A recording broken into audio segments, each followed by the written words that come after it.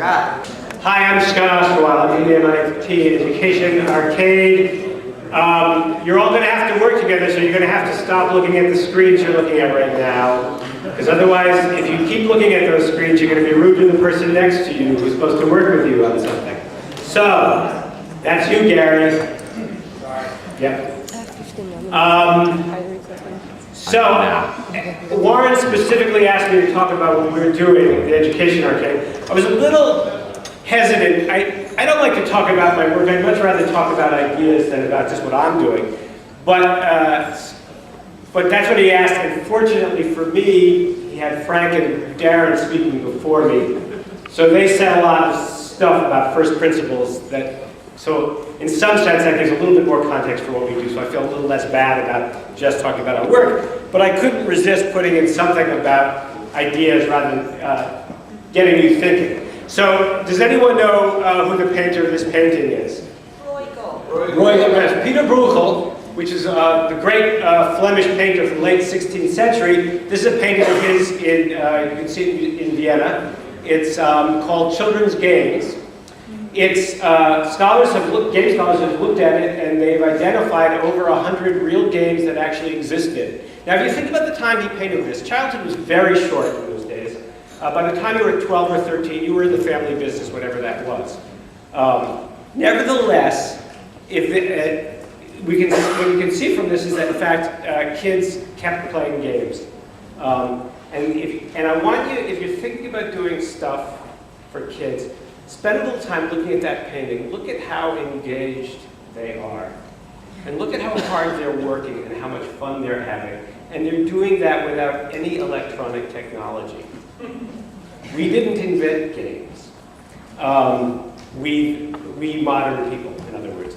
And if we're not doing for our kids what those hoops and cars and other kids' bodies are doing for them, we're not doing anything. So it's always good to have a picture in your mind of what play really looks like. Important to remember that. Anyway, I said I was going to give you a challenge, so I want you now to work with the people next to you to figure out what this is. If I had a little bit more time, I'd actually ask you to solve it, but I would like you to at least come up with a strategy for how you solve it, and then report, someone raise your hand and say what you do. What do you think it is? Talk to people, no, talk to someone next to you. Have a little conversation for a minute. You may not use your computer for this part. Why? Okay, ideas. It's why. I want to hear some ideas. Anyone? Perhaps it's a letter substitution code. So you might think it might be a substitution code. And what might you do now? Does everyone know what a substitution code is? HY. It's where one letter represents another letter. Any other ideas? Anyone want to refine? How would you solve it? What would be your next step? Look for common letters. Okay. Yeah. Right? Yes. It's a question. Yeah. And I'm gonna guess that the first word is why. So because it's a question, the first word might be why. In fact, it isn't, but that was actually a good strategy, because it is how. Oh, yeah. All right. And in fact, it's actually a simple substitution cipher. It's a Caesar cipher, where you simply rotate down the alphabet. You rotate through the alphabet, so that like A is equal to C and B is equal to D, that kind of thing. Caesar used that when communicating back with Rome, so that's why it's always called the Caesar cipher. So, now let me just tell you what the question is, because now you've got some more work to do, and you may not use your computers for this either. How many cups of coffee are drunk in the United States every day? Now, I do want an answer for this. Oh. And you're not going to get it alone, so you've got to work with the people next to you, okay? You have, yes, how many are drunk every day? In the United States, cups of coffee. I want to see a hand when someone thinks they might have a number. Okay, we got one number here, we got one number here, we got a number here. Here, good. All right, good, we have numbers. 350 in the whole United States, 350 million, okay, that's a number. 500 million. 300? 400 million. 150. 220. Okay, question this is? It's a Fermi question. It's a Fermi question. That's good. Notice that the youngest person in the room is doing this. The great physicist Enrico Fermi used to pose questions like this to his students, just to point out that we have ways of thinking even when we don't have adequate information. There are ways of interrogating questions. Interestingly enough, when I first encountered this many years ago, there wasn't Google. But subsequently, and I've been using this for a long time, but I finally recently had somebody actually Google it. Turns out, the Coffee Association or somebody like that claims it's 400 million. You all were really close. Anyone want to say, how did you do it? How did you do it? Well, we looked at the 307 million people live in the states. We accounted for children. Yeah. And then we accounted that 75% of adults, we estimated drank coffee. Yeah. 2 cups a day. Claire wanted to be 2.2. I said no. We didn't know we did. See, if it had been 2.2, you would have hit 400. Yeah, we would have. Yeah. So Claire got it right. I was too lazy. Yeah. No, but it's good. Anyway, the point is, I guess the point is that you all, by the way, you had to collaborate to do that well, I think. The point is, I don't know how many, you were all too engaged to notice how much noise you were making and how engaged you were with that question. It goes back to the point that Darren was making, that learning is fun. So this is the kind of problem that I like to set up to talk about the game that we did last spring called Bannock. We did it in collaboration with the Smithsonian Institution. It was funded by the National Science Foundation Informal Science Ed. Bannock was an 8-week-long event. It was, we call it a curated game. We're trying to model a new kind of game activity for museums. I thought about the fact that games are expensive, and typically what museums do is when they think about online, is they make these little flash games, they put them online, they sit there, a handful of people play them. They don't really accomplish the museum's mission. In this case, the Smithsonian's mission is that they're the national museum, and yet not everyone gets to Washington. How can we reach our whole audience? So we thought, when you do it at a temporary exhibit, you're willing to invest money in something that may not last forever, but if you sort of generate interesting ideas, interesting buzz, it's the start of a conversation. And so we came up with this model of a curated game, which we're hoping to replicate repeatedly, but this was the first instance of it. And it was for middle school science middle school students, excuse me. I'm getting ahead of myself. And it was advertised in advance as the MIT Smithsonian Science Game, and kids could log on and get ready to play it, because it was going to start on April 4th. And 3,000 kids had signed up by April 4th. And when they logged on April 4th, they saw this video, which I'm not going to try to play it, but it was of MIT undergraduates, and they were saying, well, we had this game planned for you guys, but something's gone wrong, our server crashed, and then rebooted itself.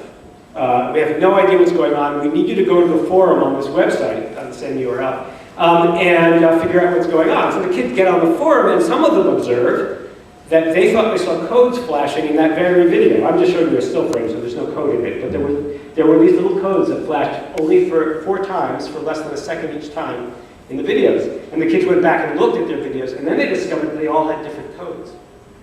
So kids all over the country were actually seeing different codes in their videos. So they started uploading. We did give them a space. We gave them no guidance. We were online as moderators, but we gave them no guidance. But we had created a space where they could upload what they did. So the kids uploaded their codes. And then I would say it took about an hour online for someone to suggest it was a Caesar Cipher. And not long after that, the kids started to identify URLs where you could go and decode them. And of course, what they discovered is that all the codes had different offsets, so it wasn't like you could use the same offset that some other kids suggested. So all the kids had to do their own work. And then the only other tool we gave them this sort of refrigerator magnet tool. And there were 99 different messages. So there was duplication, but there were 99 different messages. There were all these short little snippets of only 10 characters or so. And they all broke in the middle of words. So it took several days for the kids to put it together, but what they came up with, by this time, by the way, we're getting up to 4,000 or 5,000 kids, because word is getting out. Turns out it's a message, which in the fiction of the game, the MIT students then ran through a synthesizer, so you could actually hear it speaking to you. And it was a voice that said, hi, if you cracked the code, you're the people we're looking for. We're contacting you from the future. Something terrible something's happened between our time and your time. It's wiped out the historical record. We have no idea what happened, and we need your help figuring it out. And so the kids and of course, that sent the kids down a rabbit hole of peeling layer after layer of mystery. So the first thing that the people said from the future is, we think that there was that this event created a change in our climate. So we need to know what your temperature, what the climate is around there. So kids started collecting temperature data all over the country and posting it. And then the people from the future went back and said, "That's great, but we don't use Celsius." And they put their geographic coordinates, but we don't use those kind of coordinates. Here's how our temperature system is calibrated. Here's how our geographical system is calibrated. How does that match yours? So the kids had to do calibration, which included figuring out the distances of the 4 Galilean moons from Jupiter, I mean, that kind of stuff. They were doing that all online by themselves, no help from us. The MIT students were online, sort of just encouraging them, but not telling them what to do. So all middle schoolers, by the way, we sort of had filtered, if you signed on, if you were too old or too young, we said you're welcome to watch, but you can't play. So, and we didn't tell them in advance what age they needed to be, so we think we sort of captured mostly. And judging by the posts that came on the forums, we're pretty sure they were almost all middle schoolers, or people who at least wrote like middle schoolers. Anyway, then once they calibrated, it turns out the future is colder. And so then the question is why? So now the kids have to start speculating on why the future is colder. And they had to actually propose hypotheses for if they had a hypothesis as to why it's colder, they also had to tell the people in the future, what should you look for in the future as evidence of our hypothesis? So it wasn't enough to say, I think it was a volcano. They actually had to be able to tell what we do look for as evidence of a volcano in the future. So this is we're now up to 6,000 kids doing this. We were moderating it, but I'll tell you a little bit about the mechanics of it. We did have to moderate it because of the age. Local laws required it. We had very little bad behavior. We had to ban one kid out of what ended up being 6,700 players. A couple kids, we had to remind them to be less snarky to other kids. That was pretty much all we had to do. Anyway, they kept unfolding this story. They discovered that the question, it turns out after that it was an asteroid that seems to have caused this cataclysm. But then the question is, why couldn't we have stopped it? Because we seem to have the technology now. And then they started doing archaeological work, and through these remote rovers, it turned out that maybe that it appears that the technology actually was in decline. That in fact, at the point that the asteroid hit, we were living sort of like pre-industrial. And gradually they're sort of working backwards. They're finding, it turns out, through the evidence that they're collecting, that global warming in fact leads to loss of species, to widespread kind of plagues, stuff that there's decreasing population, people moving further north, just in general a breakdown of civilization. The point about all this is that in this game, the narrative was driving the challenge, and the challenge kept driving the narrative.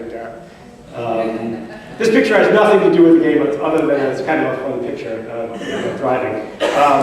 But in the course of solving it, not only did the kids do all this work online, but they had chances every week to talk to Smithsonian scientists, live events.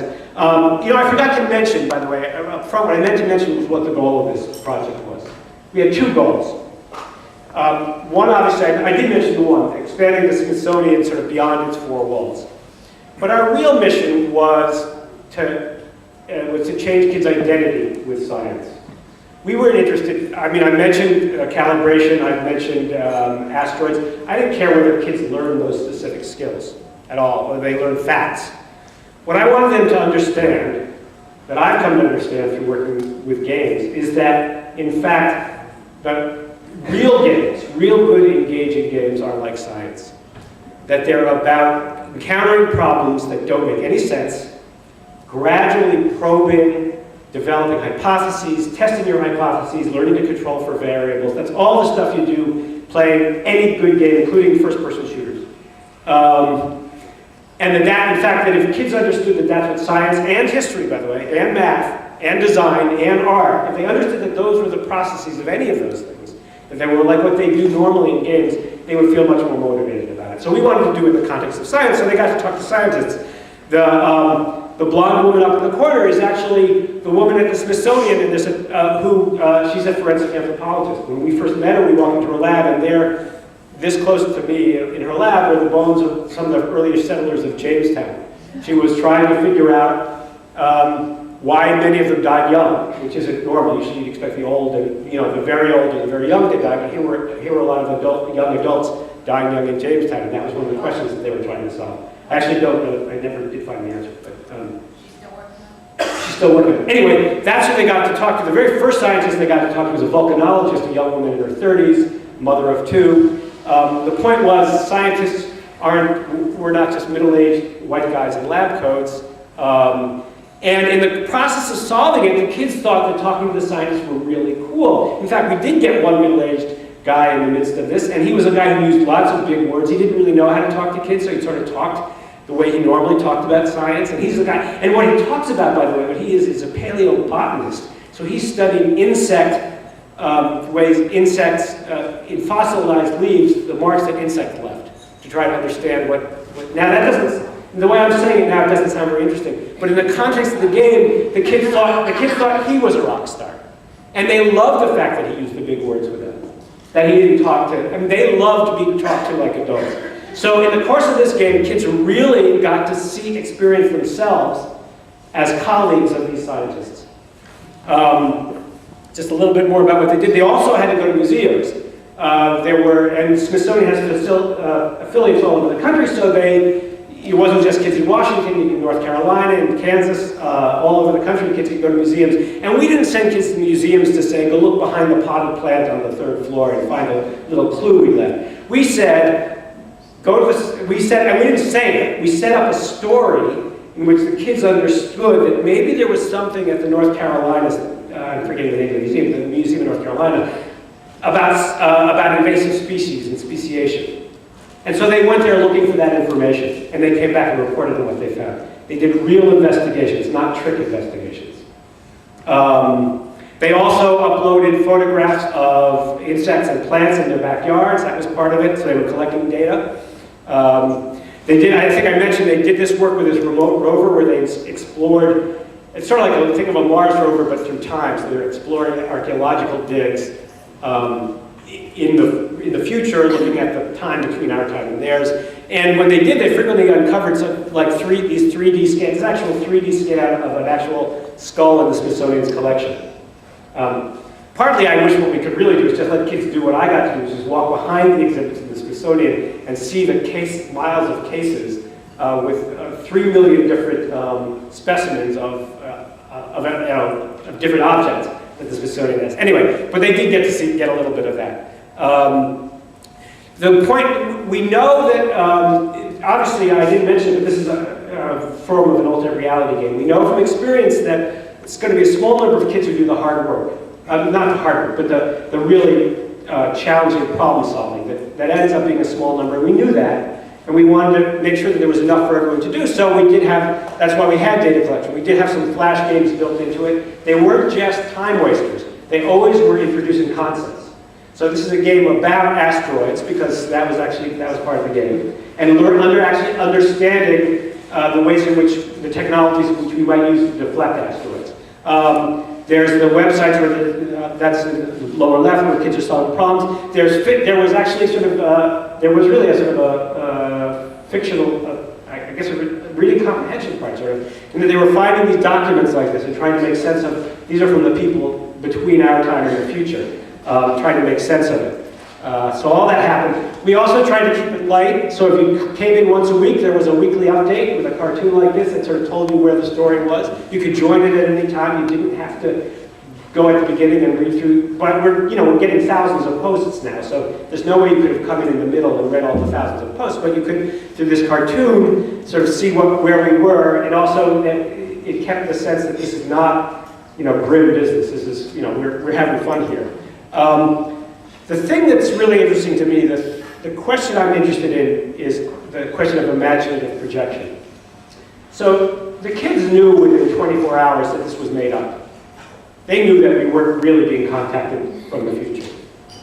That didn't get in the way at all. So in the service of this fiction, they worked really hard doing real science. They didn't feel like, well, because this is a fake story, I can fake the science. They took the science seriously in the service of a fiction in which they were projecting themselves, in which they were a character. And I would argue that it was the fiction that got their imagination going. That we could have had something that said, kids, here's the MIT Smithsonian Science Challenge, break this code. And we would have gotten that hardcore group that sort of did some of that solving, would have done that. But they wouldn't have done it with the zeal and with the numbers that we had. Just one example, there was a kid, one of our regular kids, I'm guessing he might have been somewhere on that. He seemed a little bit odd socially, just from the way he wrote, but he was working hard at it. I'm thinking he might be on that spectrum of, the sort of autism spectrum. I don't know that for a fact, I'm just interpreting the way I read his post. But he figured out how to hack the site and how to download all the documents in advance. And he posted it, we were moderating, so he posted a thing. He said, I figured out how to download all the messages. So we caught it and we said, please don't. And he agreed not to. But he also, we let the post through where he said he figured out how to do it. And, we gave him 1,000 points too for that. And all the other kids, he said, I don't think I'm going to release them. And all the other kids said, yeah, don't wreck the story.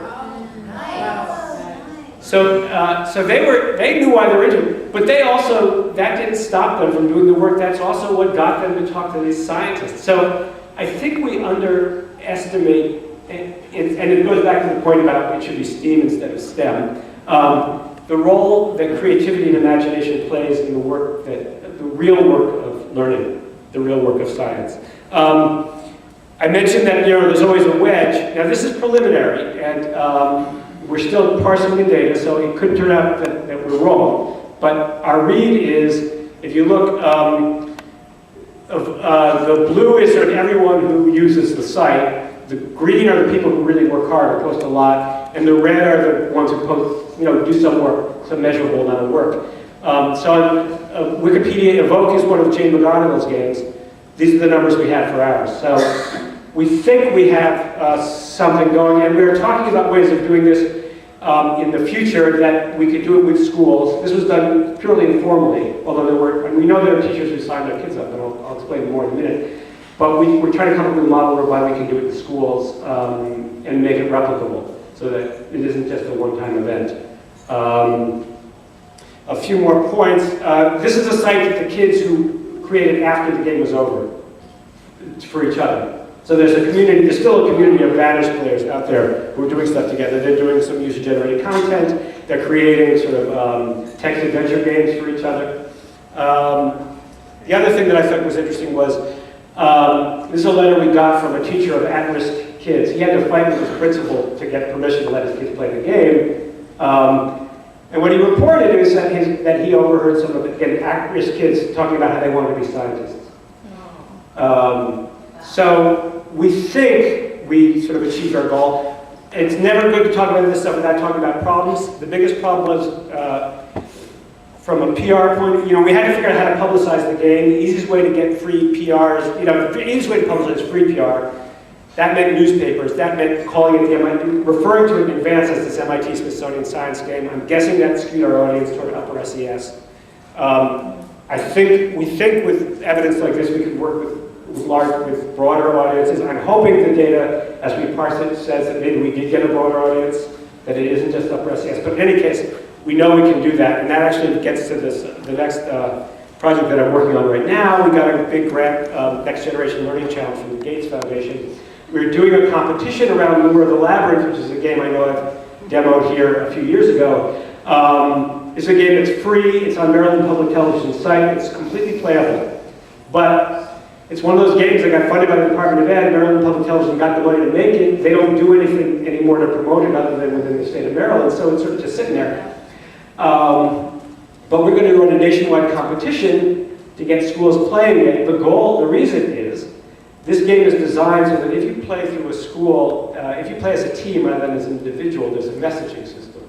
And it was one of our experimental, what we do at our kids, we do design research. We make real stuff.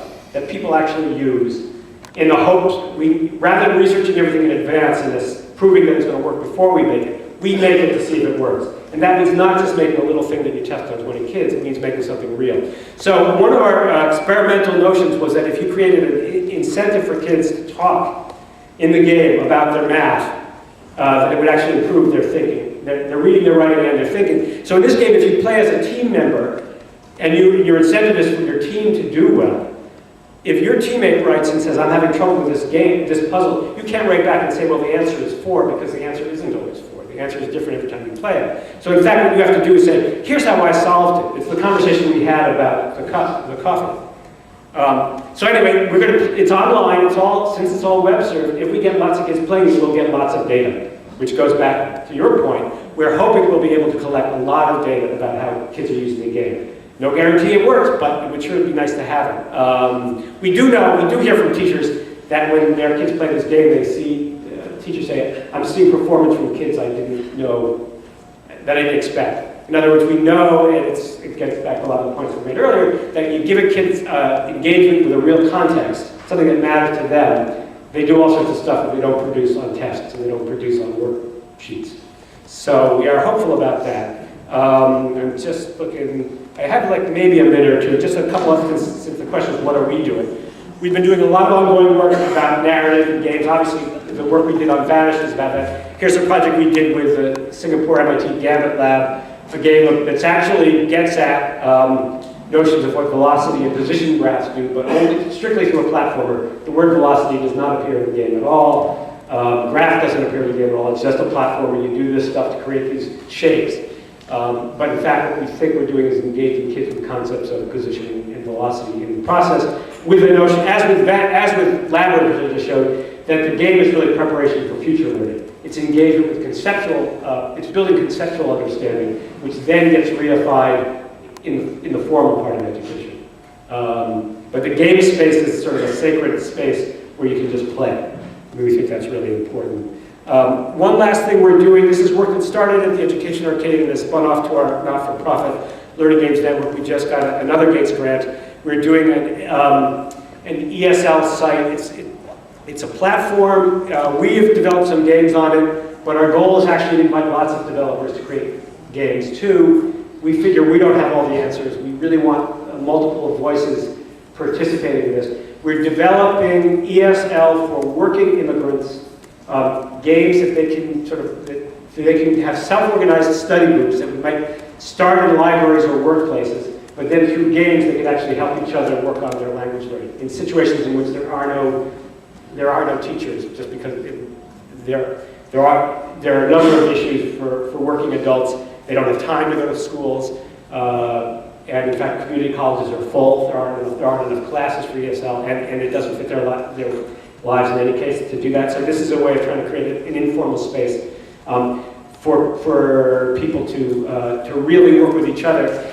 It gets at one of my evolving interests, which is we talk a lot about school reform. I believe schools should be radically different from what it is. But I'm also coming to think, the truth is, it's not school that's determining how well kids do. It's home and community determines how well kids do. And so we really need to think about targeting more of our stuff for whole communities. So this is a site which could theoretically be kids and adults playing together. This whole idea of developing curriculum for communities of learners rather than for school is something I'm really interested in. And that's the sort of direction I'd like to see more of our work go in the future. So with that, I think I'll stop and take questions. Is this the site that's up? And if so, what is the site? It's up. It's really in beta. So it's called Xenos. You can get there, but it doesn't really work the way it will. We're just starting. This is a 2-year project. The wonderful thing about Gates is they, like us, see it as an experiment. They said it's okay if we fail, which is wonderful to hear from the funder. Can we go to it? What is the site? You can go to it now, but it's called Xenos-Isle. Forgive me, I forget. Xenos is the Greek word for foreign, X-E-N-O-S. The premise is this is an island. It's a sort of an island somewhere in the tropics where trading routes cross so that all sorts of cultures have mingled. You play, you have an identity, you can actually talk, it's a live site, so you can actually chat with other players. There are multiplayer games, you can join them. Like I said, it's really not, there are some games you can play now, but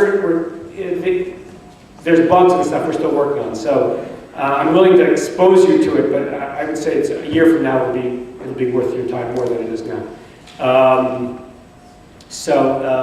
But our goal is to invite other developers to do stuff too. So like, it's in Flash. The way it works, by the way, there's a database. We'll publish. That's the other. We still have to publish the APIs and information about it. But basically, for a game to work on the site, you have to be able to talk to our database. But if you do, you can become part of the site.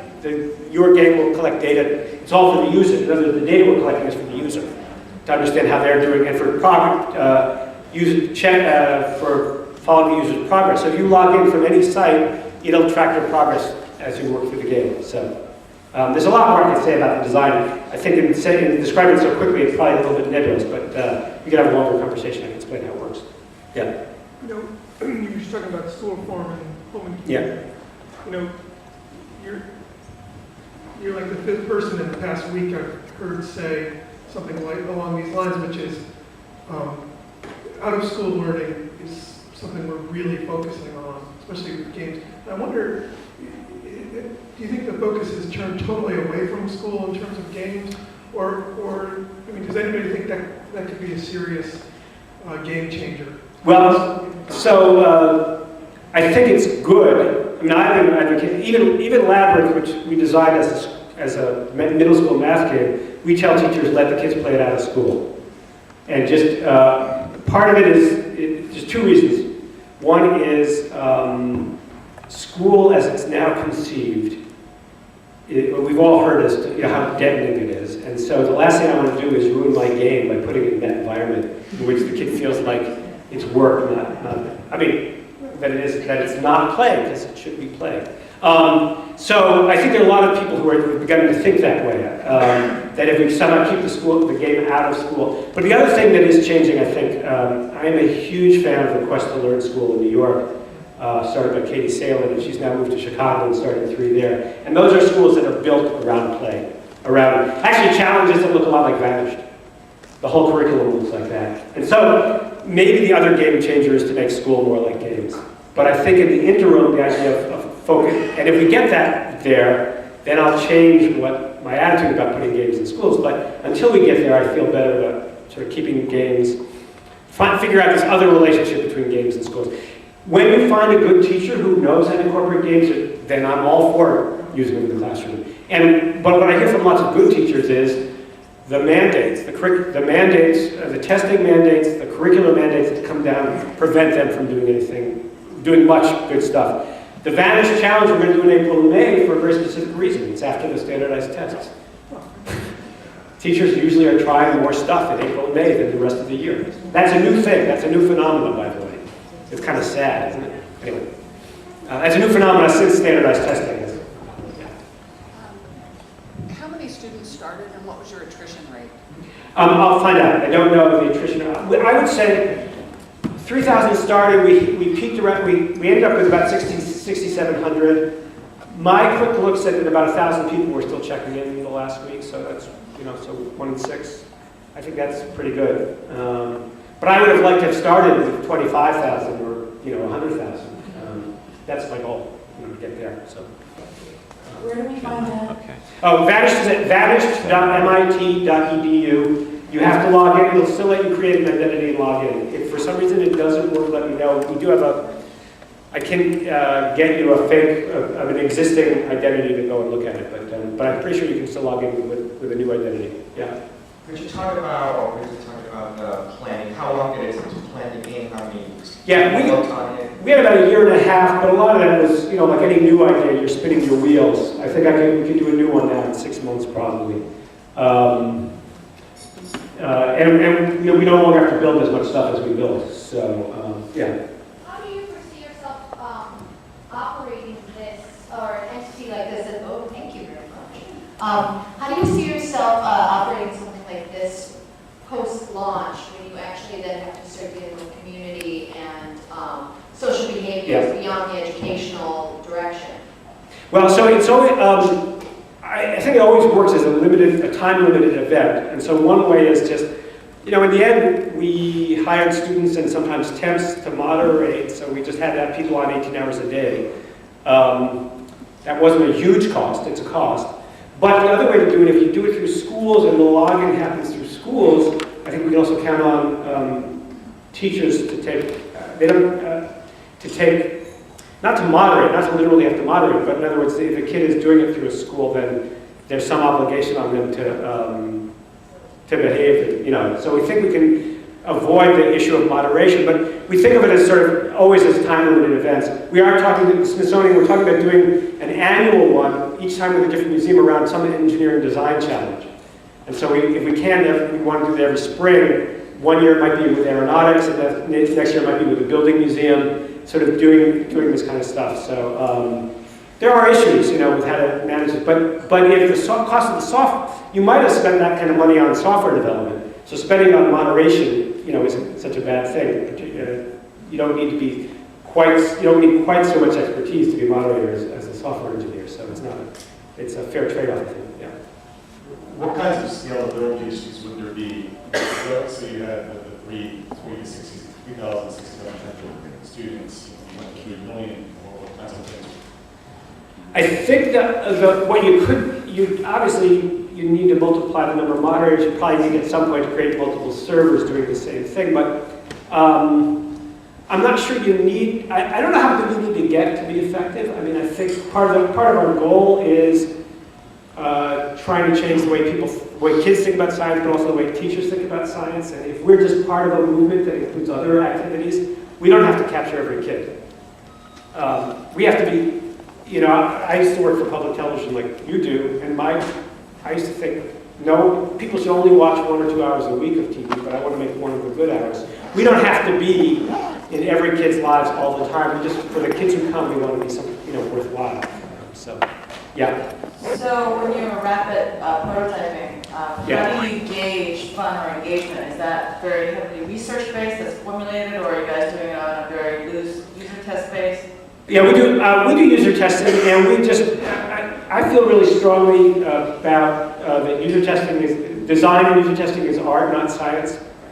And so we don't do focus groups, we don't ask people questionnaire type questions. We watch kids play games and we trust our judgment. You have to watch enough kids to trust your judgment to see some variety, but then we look at their engagement. We try to see what's going on with them as players.